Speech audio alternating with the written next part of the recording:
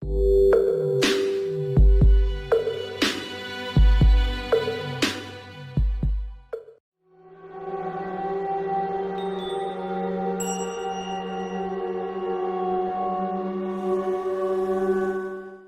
पर कही गई जो तीसरी वाणी है वो यूहन्ना की पुस्तक 19वां अध्याय और 26वें वचन में दिखाई देती है। यीशु ने अपनी माता और उस चेले को जिससे वह प्रेम रखता था पास खड़े देखकर अपनी माता से कहा, हे नारी, देख यह तेरा पुत्र है। प्रभु यीशु द्वारा जब क्रूस पर से तीसरी वाणी कही गई, उस वक्त के हालात के बारे में अगर हम लोग सोचें, वहां पे हम लोग देख सकते हैं कि जो भीड़ वहां पे खड़ी है वो उसका उपहास कर रही है। उसके आजू बाजू में उसका उपहास करने वाले सैनिक है और दो चोर जो बाजू में उसके लटकाए दिए हैं, उन चोरों के बीच में क्रूस पर यीशु मसीह को लटकाया गया है। वहां पे दो और महत्वपूर्ण व्यक्ति वो है यूहन्ना और प्रभु यीशु की माता जो मरियम है वहां पे दिखाई देते हैं। जब हम लोग इस वचन को गौर से पढ़ते हैं तब हमें समझ में आता है कि यहाँ पे यीशु मसीह ने अपनी माता की जो जिम्मेदारी है वो अपना बहुत ही करीबी शिष्य यूहन्ना के ऊपर दी है।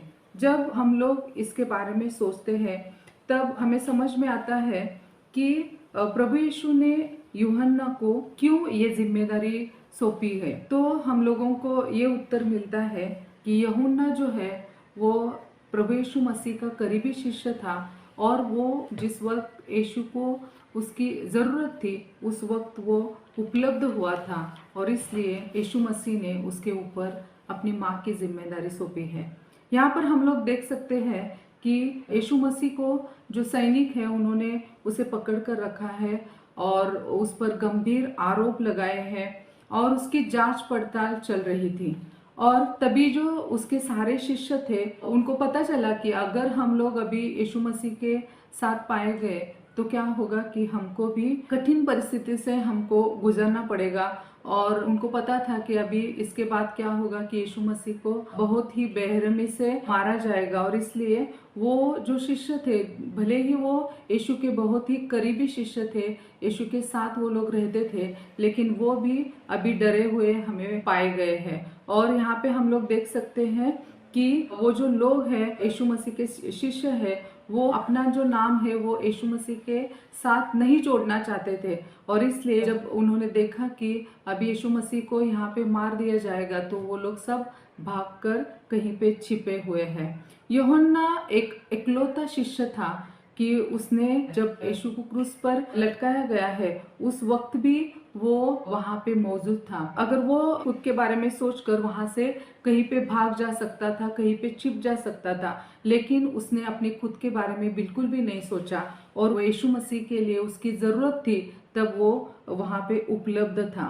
और यही बात सोचकर वो खड़ा था कि अब मेरी यहाँ पे यीशु मसीह को जरूरत है। यीशु मसीह ने देखा कि मेरे सारे जो शिष्य हैं वह सब मुझे छोड़ के भाग गए हैं और इकलौता यूहन्ना, यही इकलौता मेरा चेला है कि जो मेरे लिए यहाँ पे उपलब्ध है। और इसीलिए हम लोगों को पता है कि जो भी उपलब्ध होता है, किसी भी चीज के लिए जो व्यक्ति उपलब्ध होता है उसको ही हम लोग जिम्मेदारी सौंपते हैं और यहाँ पे प्रभु यीशु मसीह के लिए यूहन्ना उपलब्ध था और इसीलिए यीशु ने अपनी माता की जिम्मेदारी यूहन्ना पर सौंपी है।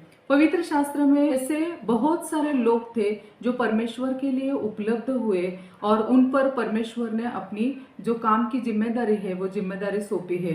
जो लोग परमेश्वर की वाणी सुनकर उसके लिए उपलब्ध हुए उन पर ही परमेश्वर ने अपनी काम की जिम्मेदारी सौंपी है और उसमें पहला नाम जो आता है वो है मूसा का। निर्गमन की पुस्तक 4 अध्याय और 3 वचन में हम लोग पढ़ते हैं, जब यहोवा ने देखा कि मूसा मुड़ा चला आता है तब परमेश्वर ने झाड़ों के बीच से उसको पुकारा, हे मूसा, हे मूसा। मूसा ने कहा, क्या आज्ञा।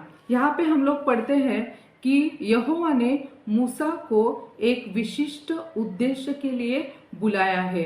वह मूसा को एक जिम्मेदारी सौंपना चाहता था और वो जिम्मेदारी मूसा के लिए बहुत ही कठिन थी। लेकिन जब परमेश्वर की तरफ से मूसा को उस काम के लिए बुलाया गया, तब हम लोग यहाँ पे पढ़ते हैं कि जैसे ही मूसा को परमेश्वर ने आवाज दी, वैसे ही मूसा जो है वो परमेश्वर के लिए उपलब्ध हुआ और परमेश्वर ने पूरे इजरायली लोगों की जो जिम्मेदारी थी मूसा पर परमेश्वर ने सौंपी थी। क्यों ये जिम्मेदारी उसको मूसा को दे दी? क्योंकि मूसा जो है वो परमेश्वर के लिए उपलब्ध था और इसीलिए परमेश्वर ने अपनी इजराइल लोगों की जो जिम्मेदारी है वो हम लोग देख सकते हैं कि मूसा के ऊपर परमेश्वर ने सौंपी थी और वो जिम्मेदारी मूसा ने बहुत ही अच्छी तरह से निभाई और इजराइल लोगों का वो बहुत ही माना हुआ नेता बन गया। दूसरा जो व्यक्ति यहाँ पे हम लोग पढ़ सकते हैं और वो परमेश्वर के लिए उपलब्ध हुआ जो व्यक्ति था वो है शमूएल। पहला शमूएल इसका 3 अध्याय और 10वें वचन में हम लोग पढ़ते हैं, तब यहोवा आ खड़ा हुआ और पहले की समान पुकारा, शमूएल शमूएल। शमूएल ने कहा, कह, क्योंकि तेरा दास सुन रहा है। शमूएल नाम का ही अर्थ है कि परमेश्वर का या तो ईश्वर का सुना हुआ। यहाँ पे शमूएल की माँ ने उसको परमेश्वर के मंदिर में उसको अर्पण किया था और जब इजरायली लोगों के लिए परमेश्वर की वाणी और उसके दर्शन पूरे दुर्लभ हुए थे, तब उसी समय शमूएल ने परमेश्वर की वाणी सुनी। तब उसको एक बहुत ही बड़ी जिम्मेदारी परमेश्वर ने उसके ऊपर सौंपी है और प्रभु द्वारा आए गए बुलावे ने इजराइल के इतिहास में हम लोग देख सकते हैं कि बड़ा ही बदलाव आ गया और यहाँ पे परमेश्वर ने अपना जो काम है वो शमूएल के हाथ में दे दिया और परमेश्वर ने शमूएल के माध्यम से इजरायली लोगों को 2 इजरायली राजाओं को अभिषेक करने की जिम्मेदारी उसको सौंपी गई और वो इजराइल का महान नबी करके उसको हम लोग जानते हैं। परमेश्वर ने शमूएल को जिम्मेदारी सौंपी और उस जिम्मेदारी को उसने बहुत ही खूबी से निभाया और इसलिए हम लोग यहाँ पे देख सकते हैं कि वह जिम्मेदारी उसने ली और उसने वो जिम्मेदारी पूरी भी करी, ये हम लोग देख सकते हैं। यहाँ पे हम लोग क्या सीख सकते हैं? जब भी परमेश्वर के लिए हम लोग उपलब्ध होते हैं तब परमेश्वर जरूर हम लोगों को उसके काम के लिए या तो उसके काम की जिम्मेदारी हम पर सौंप सकता है। यहाँ पे दूसरी जो महत्वपूर्ण व्यक्ति वहां पर खड़ी हुई हमें दिखाई देती है वो है मरियम, जो हम लोग उसे यीशु मसीह की माँ कहते हैं। वो भी यहाँ पे मौजूद है।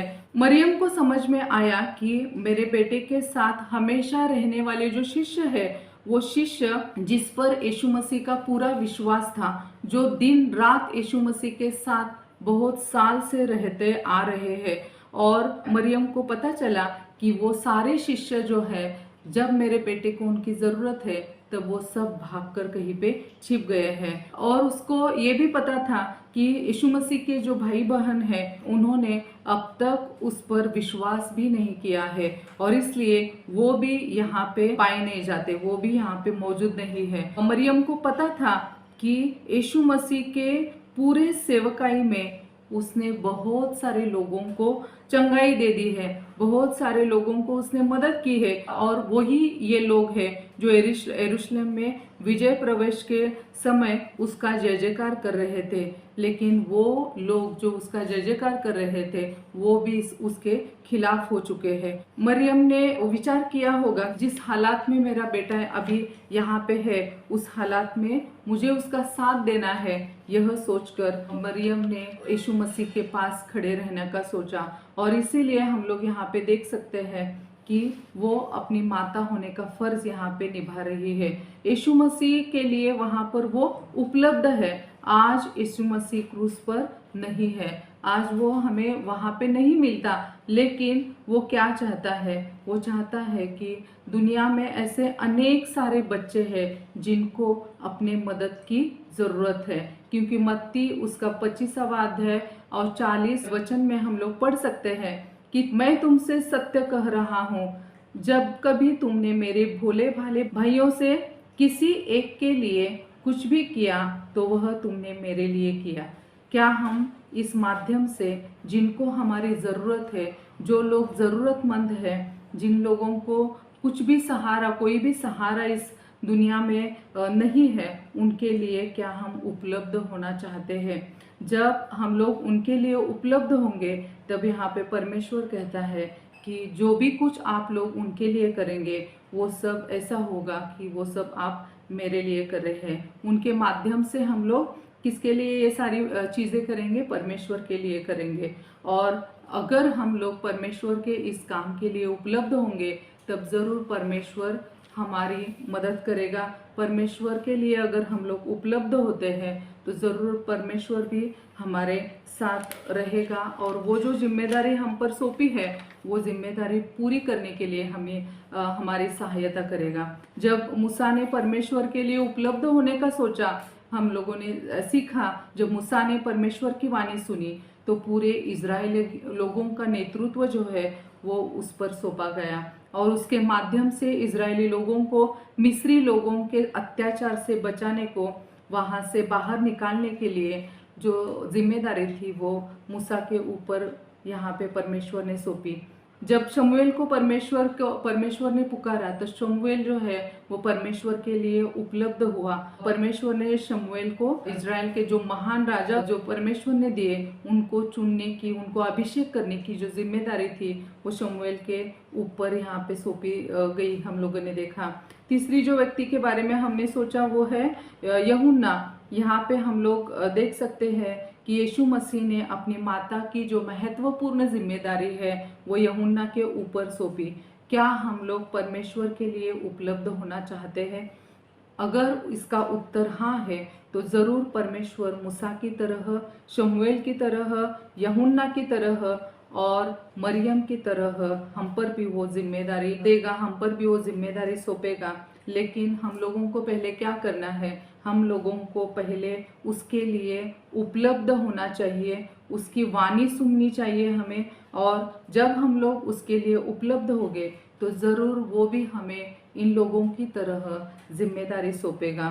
वैसे ही हमारे आसपास के लोग जो ज़रूरतमंद है, जिनको हमारी ज़रूरत है, जो बहुत ही गरीब है, जिनको कोई नहीं है इस दुनिया में, और उनकी ज़रूरत समझ के हम लोग उनके लिए उपलब्ध होते हैं, तो ज़रूर परमेश्वर हम लोगों को आशीषित करके उनकी जिम्मेदारी सौंप कर हमारी तरफ से, या तो हमारे ऊपर जो जिम्मेदारी उसने सौंपी है वो पूरे करने के लिए ज़रूर हमारी मदद करेगा। लेकिन हमें क्या करना है? उसकी वाणी सुनकर हमें उसके लिए उपलब्ध होना है।